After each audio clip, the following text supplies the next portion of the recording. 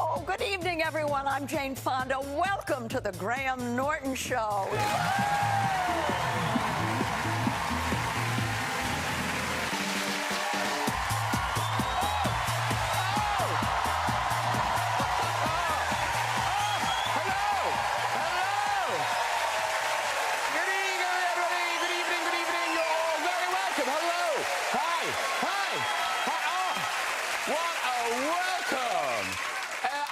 Because we've got some great guests on the sofa tonight, really good. And the thing is, that's not always the case. I mean, not so long ago, I found a massive, disgusting wine stain on it. Yeah.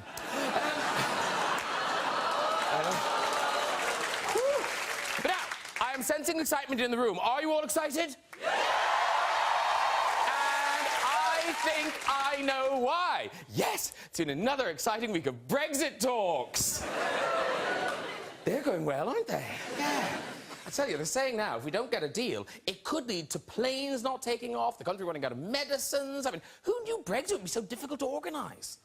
Well, that's right, everybody. Yeah, everybody knew that. I'm not saying the EU are giving the UK a hard time, but here's Angela Merkel and Donald Tusk getting ready to meet David Davis. The David Black Dobson. Listen, we've got a great sofa of guests for you tonight, including later a first-time visit to the show by Hollywood legend Jane Fonda. I know. How exciting is that? Starred in so many of my favourite films, a producer, political activist. She even created the original workout video. I know, because that video is so influential. It helped millions of women to get fit and developed right-hand muscles in a generation of young men. You know who you are. Plus, later we'll also have music and chat from the Irish pop sensation, Niall Horan. He'll be there. He'll be right over there. But let's get my first guest on. He went from banging drums and shooting stars to creating some of the most iconic sketch characters of all time in Little Britain. Here to talk about his new memoir, it's Matt Lucas, everybody.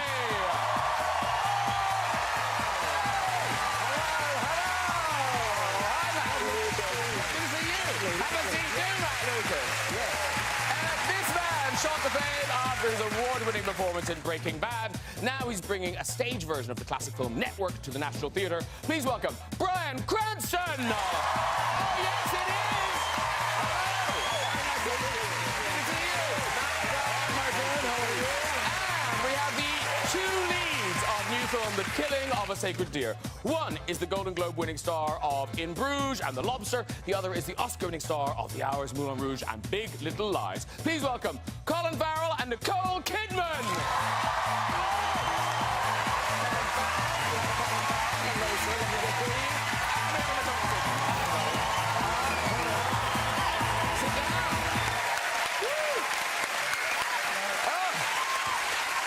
Lovely to see you. Oh, good to see you back. I feel like you're my roommate. I see you so often, Nicole. I am on this show. I think I'm one of the most frequently... No, seriously, you're here a lot. Yeah. After me, the most often... Yeah, really.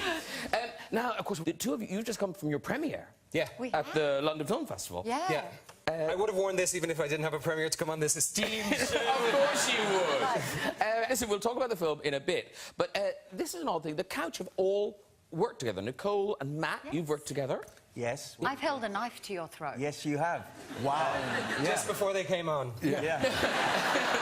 But oddly... Upside down. Upside down. I was upside down. We did Paddington together. Are you in the sequel? No. Nor am I. No.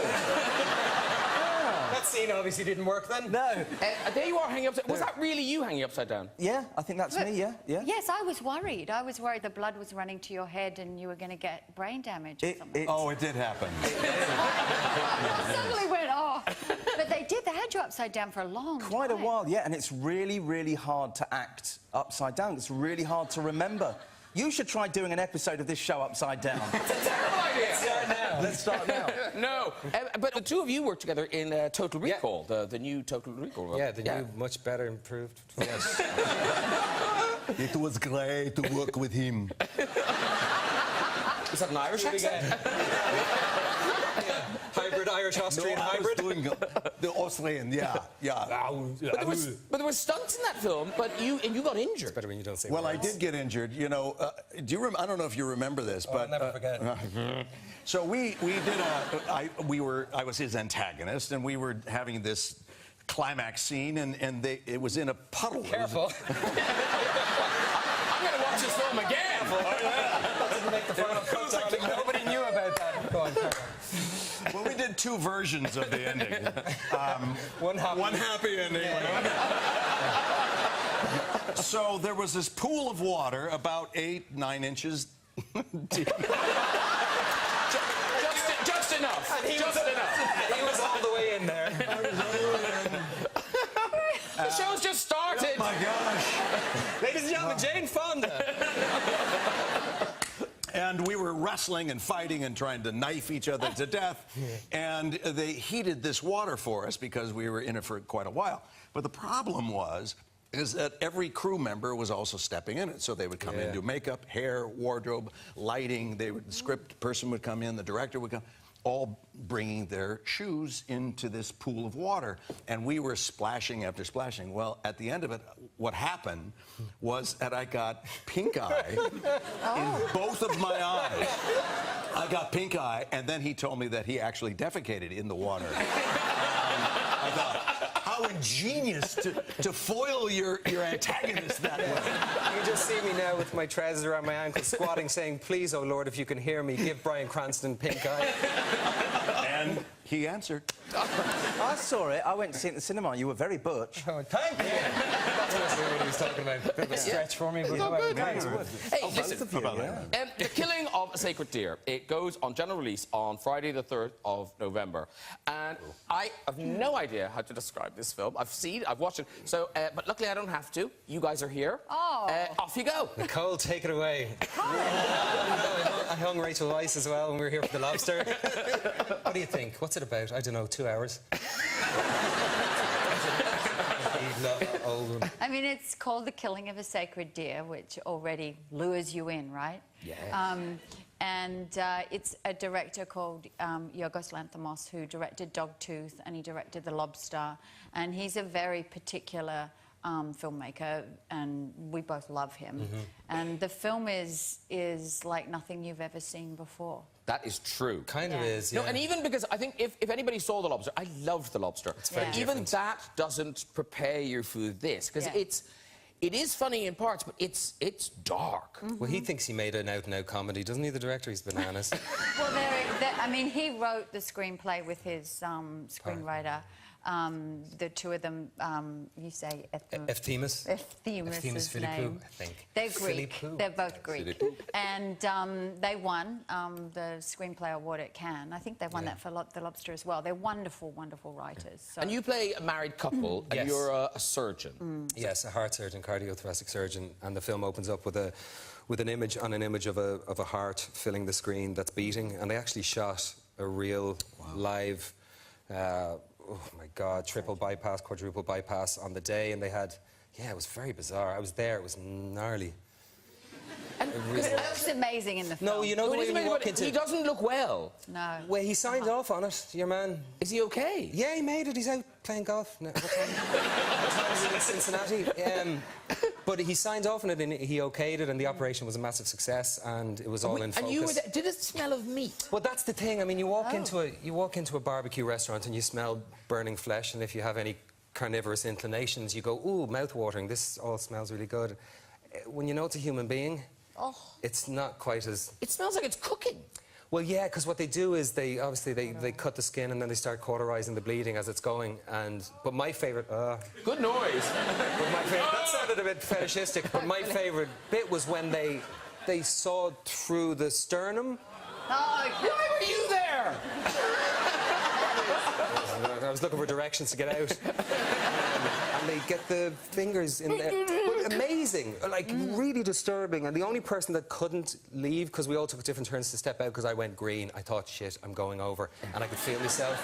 I got very nauseous. But the only person that couldn't was the focus puller. In films, they have a focus puller who literally is watching the monitor. And wherever the focus is placed, they're moving a dial to keep the lens moving to... And the poor fucking focus puller had to stay there the whole time. you just said Oh, shit. Oh. The poor fog's puller was green and he was... you know, but Did you say it was a quadruple bypass? yeah, there's such a thing. So it was only supposed to be a single one, but they had to do 4 takes. Yeah. I grew up watching medical films because my mother was my dad was a doctor and my mum was a nurse educator, and they would come home and that's what we'd have to watch as kids. Oh my God. Medical Autopsies? film. Really? No, well, medical films like All right, kids, here it surgery. Yes, literally I was watching surgery. Baywatch. And that's how I learned about sex and everything from that. They would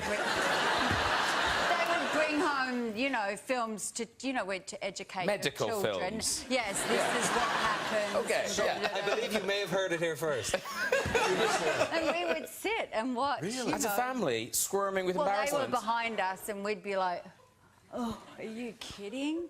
And yeah, but I knew everything. I went to school with all the info. All right, let's have a look at a clip. This is the two of you attending a charity gala. Drink that cocktail you ordered, get yourself home.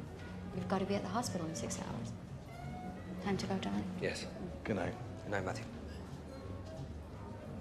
There they go.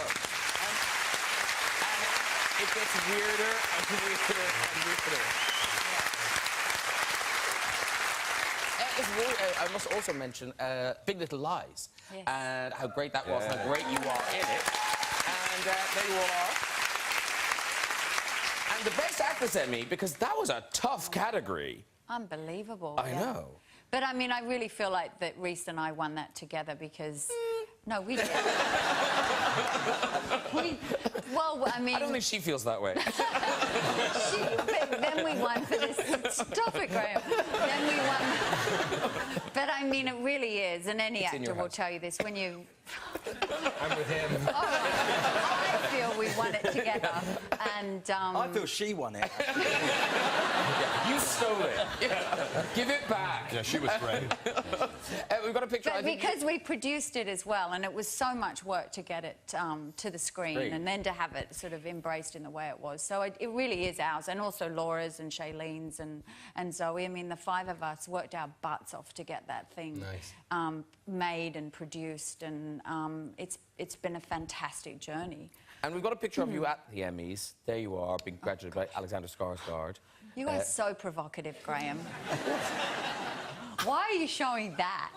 It's a lovely moment of celebration, I Nicole. kissed my husband too. Well, he is right there.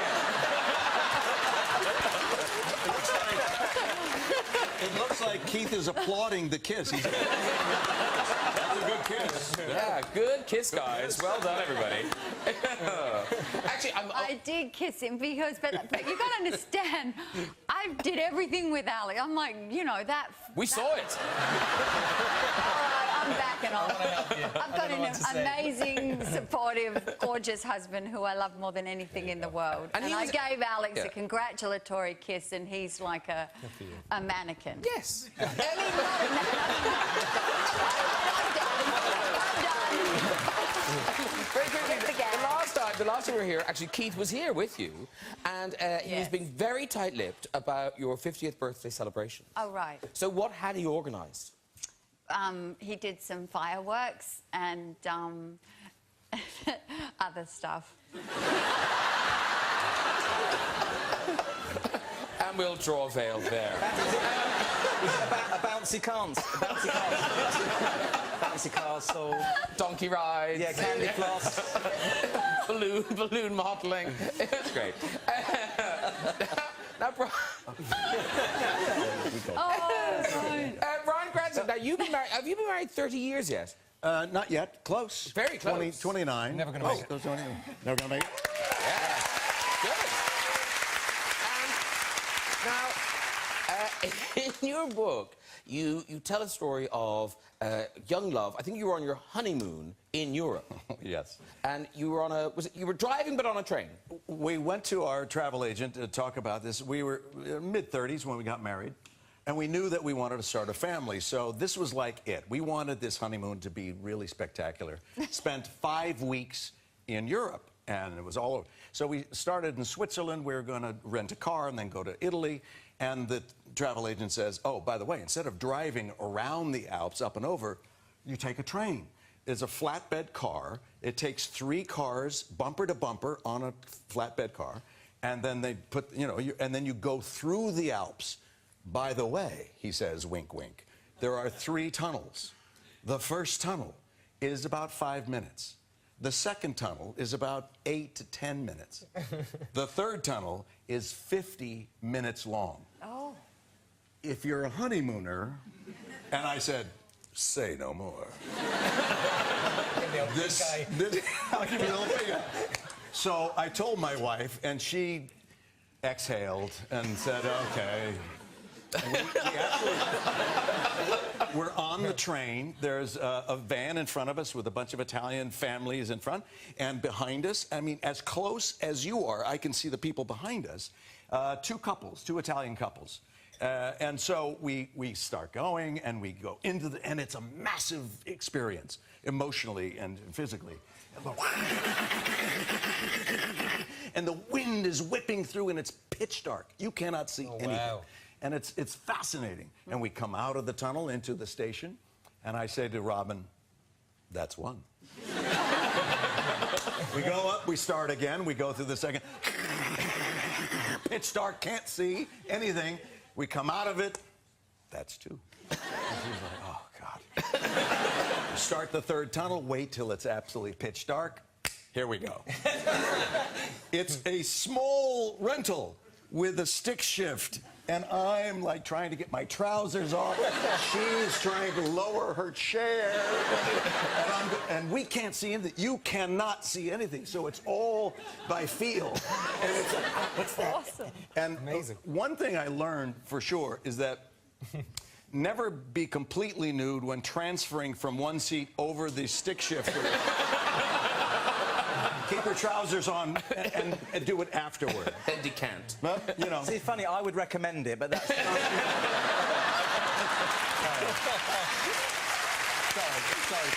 No, hold on. So we are in flagrante, as they say, and I don't know where to put my hands or something, and my wife is just, come on, just, Now, what's happening is that my eyes are adjusting. I can see her profile. She's a beautiful woman. Love her with all my heart. And I could see her, and it's her pretty face, and it's great. And I think the eyes are getting... No, the eyes aren't getting used to total pitch black.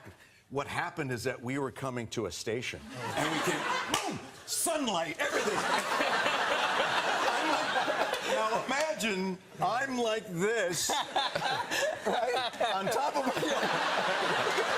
and I can see the 2 couples, the Italian couples in the car behind us with their wine. And they're going, oh, signore, conosciuto americano. And the women are going, stop it, stop it. And my wife says those 3 words to you, who every husband wants to hear. Get off me. So I get off, the Italian family, the grandmother's turning the heads of the children, and I'm struggling to put my trousers back on.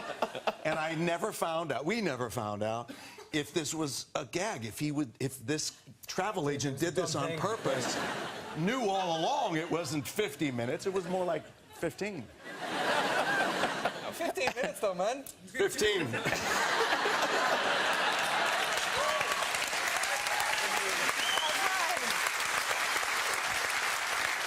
Now, Bryan Cranston, a lot happening in your world. You've got a new film. It just played at the London Film Festival as well, right? Last Flag Flying, yes. Yeah.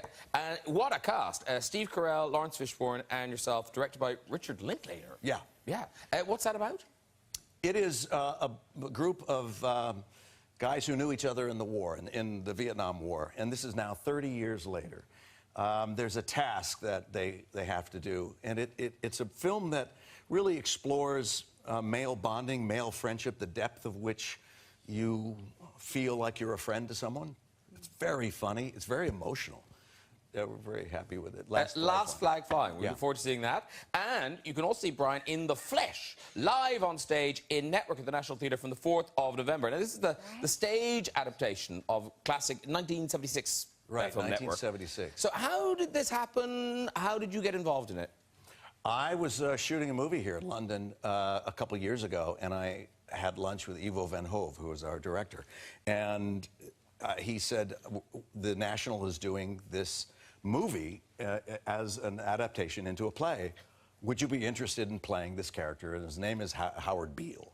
And Howard Beale he spews this venom of a very iconic line, "I'm mad as hell and I'm not going to take it anymore." Yeah. And it has a lot of resonance in today's world, talking about fake news, wrapping news in an entertainment package, and that sort of thing, and what is real, what is honest, what is our responsibility as news givers to be able to, you know, service the people and things like that. And in this version, is it all set in a restaurant? Or some of it set in a restaurant? No. Ivo van Hove is he's very interesting, very eclectic. And there's a couple scenes in a bar and a couple scenes in a restaurant. So he has decided to have a real restaurant and bar on stage with the actors eating and drinking while we are performing. So for a premium ticket, any person can be on stage eating and drinking, and you are as close as I am. We're doing scenes. Incredible. What a mate, yeah. That's the chef's table. What could go wrong? What could go wrong with it? It sounds like a terrible idea. Yeah. For everyone but the I'm people who are booking that paying and are on the premium stage going... Yeah.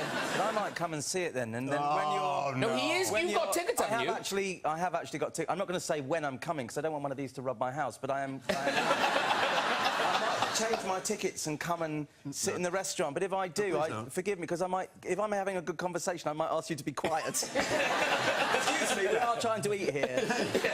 Can you just tone down for a second?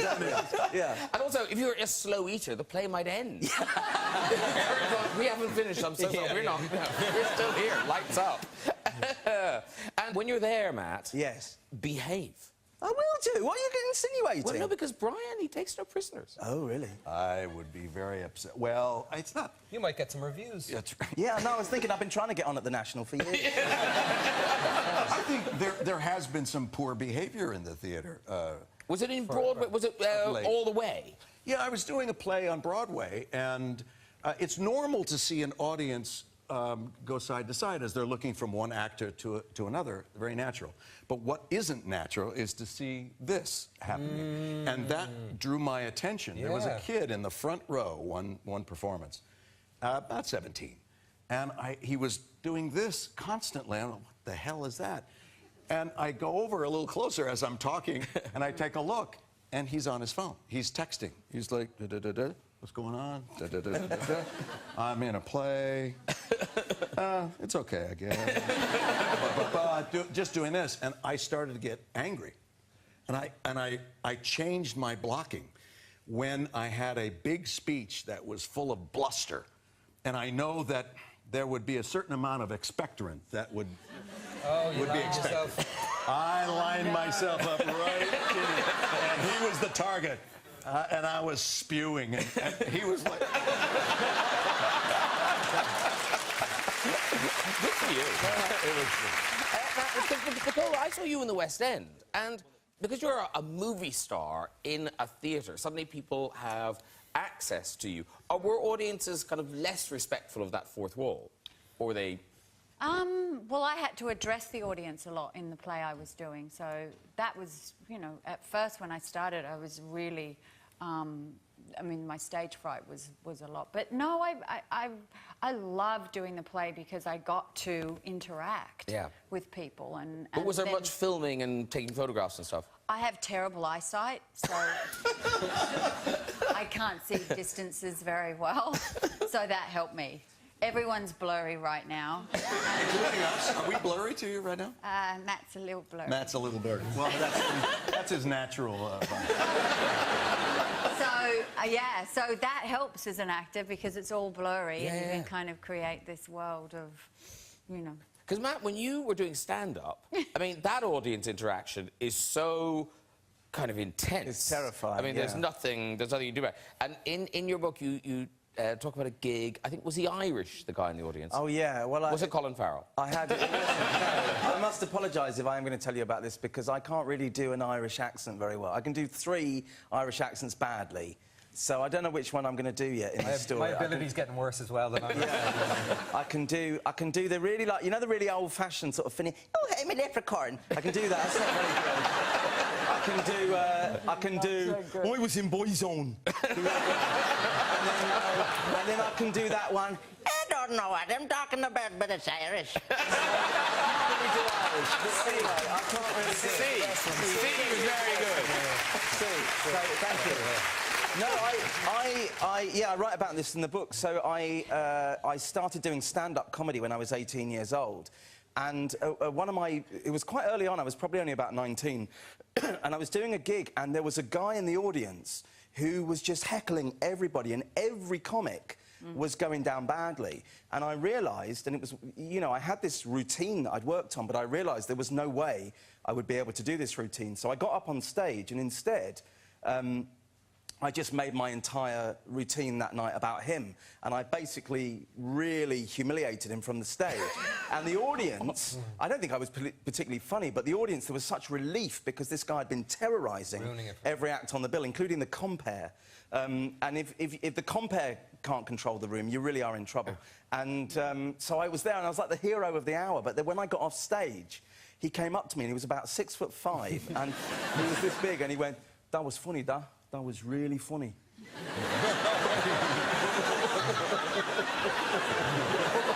And now, I'm going to take you outside, I'm going to beat the bollocks out of you. And I went, "Oh, my gosh, it was just a joke." He went, "No, I'm just playing with you, mate. I'm just playing with you."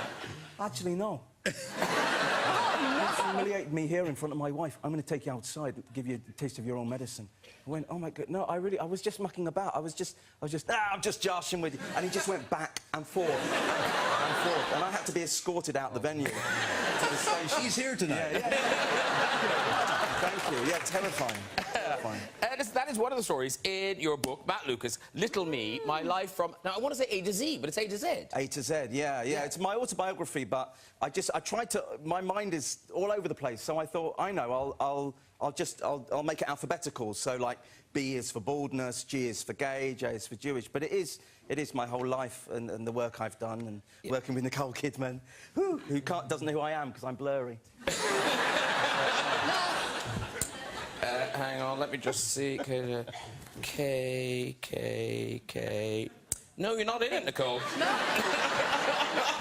You'll be in the next one. Don't worry about that. O is for Oh Look It's Thingy. Yeah, that's a chapter about... Here's the thing, right? I've done many wonderful projects in my life. But the thing that most people ask me about is actually what it's like to be famous. That's what people... I mean, I don't feel famous on the sofa with these, icons here, but in Sainsbury's I'm famous. And so, people ask me about what it's like. So I've written a whole chapter about what it's like to be a B-lister. Yeah. So, but you get people... so you get people coming up... They do catchphrases. Yes. But often... Oh, sometimes the wrong ones. Yeah. I get people come up to me a lot and go, "Are you bothered? Are you bothered?" And I say, "I'm absolutely fine, dear, because you're actually mistaking me for Catherine Tate." Yeah, no, and she gets people coming up to her going, "No, but yeah, but yeah." Do you get mistaken for people? Colin Firth. Do you? Colin Firth? Yeah, who has me by an Oscar and at least 10 inches. And right. A lot of decorum, but yeah. I tried to sign up for a gym once, and the woman got on the phone. She said, "I'm just going to sort out your membership," and you went, "Yeah, Colin Firth is here." And then you said, "Put it on his... put it on my tab." But you were telling me backstage that you did your first one of those. Was it a Comic-Con? Oh, I did a Comic-Con recently.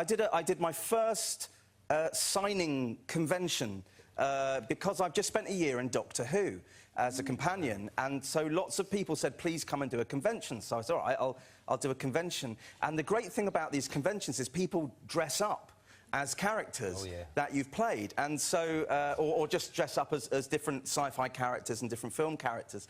And, yeah, so there was a lady next to me whose job was to sort of hand me photographs to sign and stick the name of the person on a post-it note so I could sign and what have you. And one guy came over for an autograph, and the woman next to me, who worked for the convention, said, "Oh, wonderful, you've come as Lou." Now, she meant Lou from Lou and Andy, you know, the character David played. And he went, "No, I haven't." And she said, "Yes, you have. Yeah, you've got the hair, the bad teeth, the glasses." "No, I haven't." And it was very embarrassing. And so I went, "No, of course he hasn't. He's come as... Who have you come as?" He goes, "I haven't come as anyone." Yeah, it was right. It was quite strange. And also, there was one guy who was really, really, really shaking when he came over to me. Oh, boy. And I thought, well, you know, I am an icon. And then, he got down on one knee and proposed to his girlfriend in front of me. Oh. And then we sort of, the three of us did a photo with, like, but it was great. I really enjoyed it. Yeah, it was lovely. Listen, I really enjoyed this. These books are hard to do, and I think you've done a great job. Thank you. Matt Lucas, Little Me, My Life from A to Z. Very good. Thank you.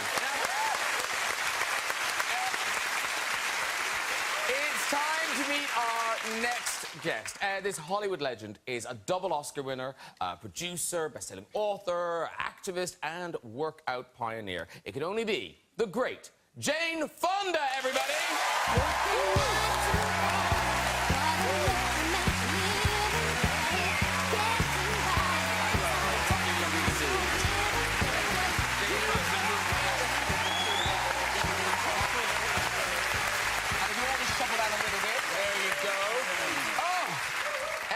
Exciting to have you here, Jane Fonda. Great.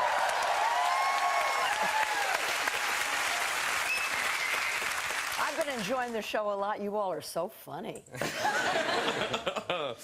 Now, and I gotta say, I'm so glad Lobster was mentioned, because you were so good. Thank I you. love that movie so much. Thanks a million. And then there's you. Congratulations for your Emmy. Aww. You were so brilliant in that show. Thanks. Big Little Lies. yeah.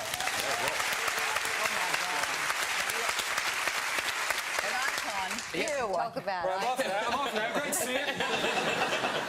Well, talking of the Emmys, we just played the 9 to 5 music when you came on there.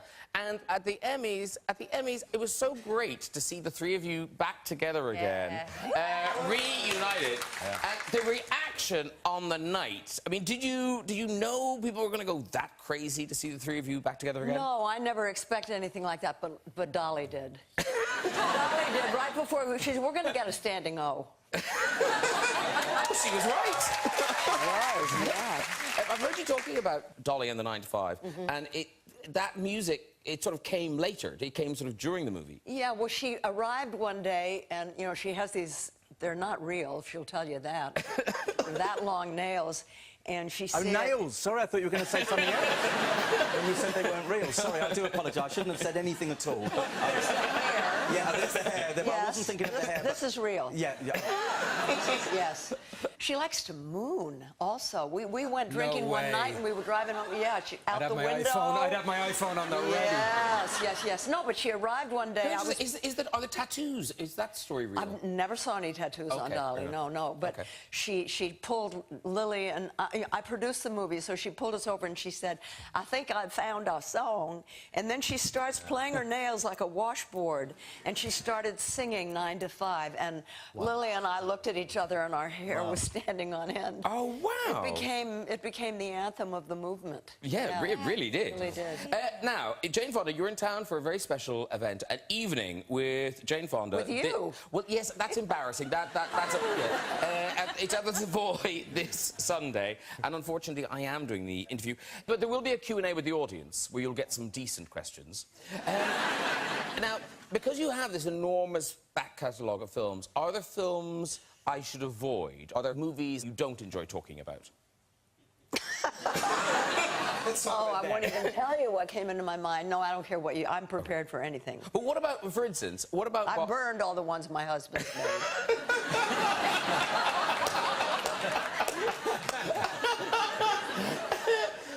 Well, Barbara Ellen was made by a husband, and you didn't like that film, but you've sort of made your peace with it now. Yeah, our marriage was falling apart. He was directing the movie, and I had to do all these things, like I had to be shut into a bird cage and have birds pooping on me and picking at me, and, you know, I mean, you've probably, we've all done him. Oh, I like birds pooping on me. Keeps coming back to the pink eye. You know, when I see some of the things people do now in movies, it feels like it was really nothing. But it was not an easy movie to do. But then years later, when I had a sense of humor again, it took a while. I kind of enjoyed it. It was, you know, it was kind of campy and fun. Yeah. And I suppose now, because of your body of work, you know, people say Jane Fonda, they think, you know, serious... She's old. No. After a while. Are we allowed to say the December birthday? Of course. It's the winter solstice. It's December 21st. And you will be... Oh, I'll be 80. Yeah. Oh, wow. I wasn't sure whether to say it or not, but it's such an amazing thing. I'm so excited. Yeah. Because I never thought I would live this long. I didn't, much less be working at my age. I know, I'm working a lot. Yeah. Yes. Grace and It's such a Frank fun is thing. wonderful. Grace and Frankie. Oh, it's God, wonderful. Yeah. Making vibrators for older women with arthritis. And recently you were just reunited with Robert Redford, also on Netflix, in... you have to be careful how you say it. Our Souls... Our Souls at Night.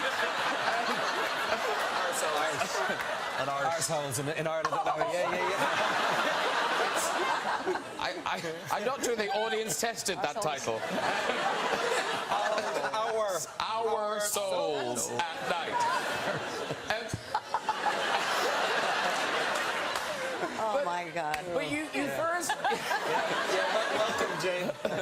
But you first worked with Robert Redford nearly 60 years ago when you worked with him. Yeah. What an amazing thing. It's like bookends of your life.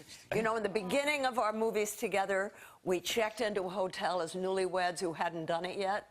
And at the end of our careers, well, no, my career is going to keep going, but his won't.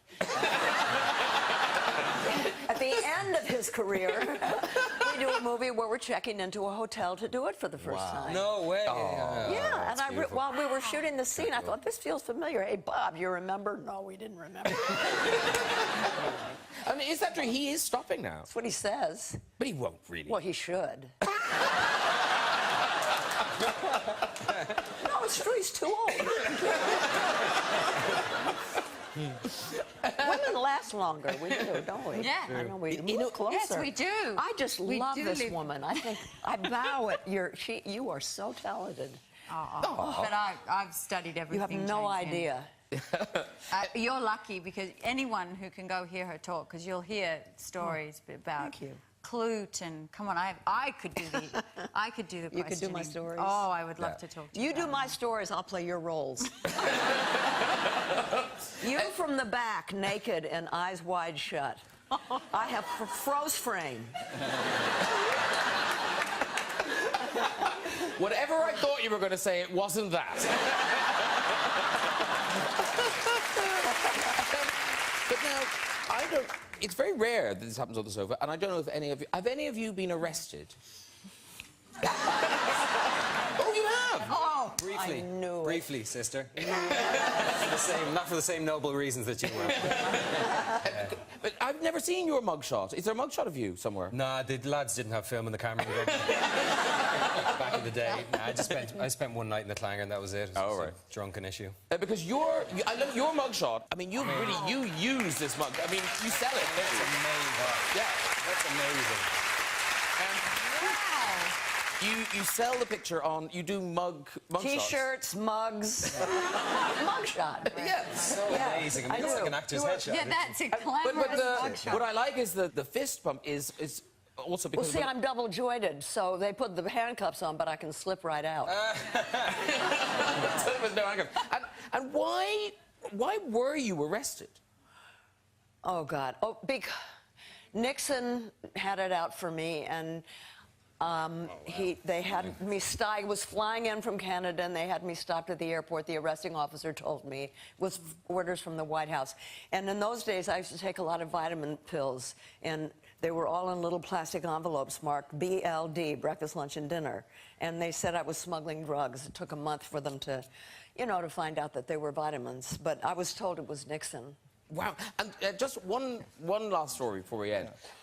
Jane Fonda, clearly a formidable woman, a businesswoman, actress, activist. Tell us the story about babysitting your grandson in a cabin. Oh, the bear? Yes. Oh, yeah. And I wasn't even married to him. He came into my room. I was my proper bear. My proper bear. My grandson was in a crib in the corner. It was a cabin. It was a tiny cabin. And a bear came through the screen door and walked right towards the crib. And I knew what to do. What you do when a bear comes into your room is you open whatever you have on and you roar. Do you want me to do it? Yeah. Roar!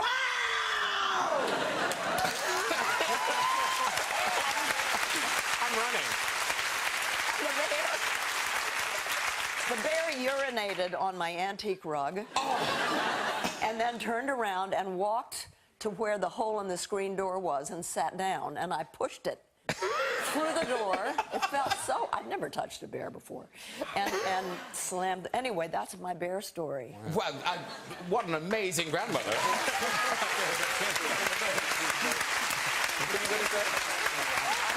have other bear stories, but that's the best one. Oh, OK. Yes. we'll leave it there. Jane Fonda, everybody. Such a pleasure. Such a pleasure. Right, it's time for music. This man was a member of the biggest boy band in the world and is now a chart-topping solo artist singing Too Much to Ask. This is Niall Horan. Hey. Put down your expensive guitar. Come and join this couch. Niall Horan. Really good job. Well done, well done. Come in, everyone come that way, but mind Jane Fonda. You're going this way. Oh, you said no. Okay. Nice to meet you. Sit down.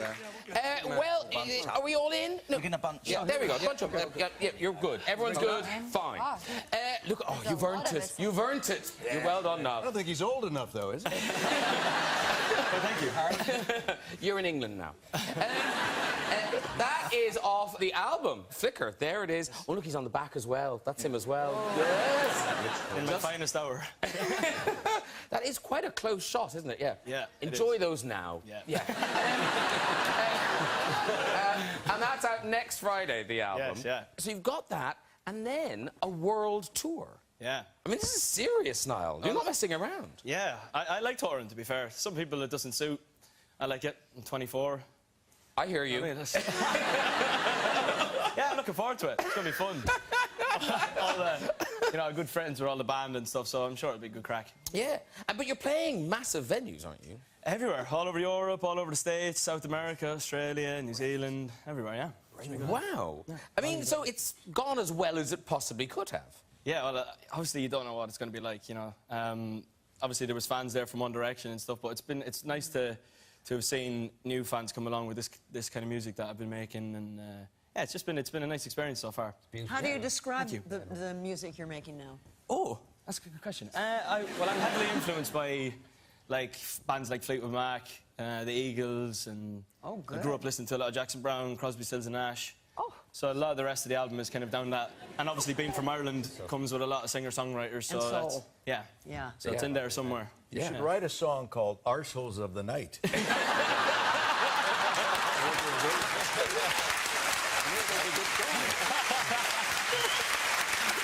sure I got to it. Well, listen, good luck with the album and the tour.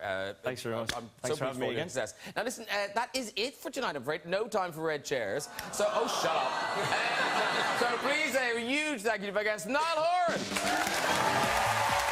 Matt Lucas, Bryan Cranston, Colin Farrell, Nicole Kidman, and the lovely Jane Fonda.